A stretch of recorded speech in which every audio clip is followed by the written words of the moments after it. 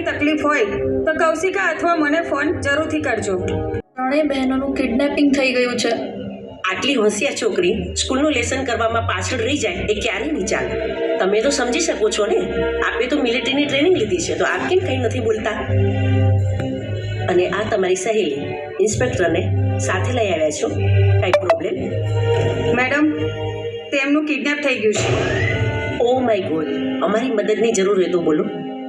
એટલે જ કૌશિકા અને તેના મમ્મી પપ્પા ખૂબ જ ટેન્શનમાં છે. તમને કંઈ દેખાતું હોય તો અમને જણાવજો.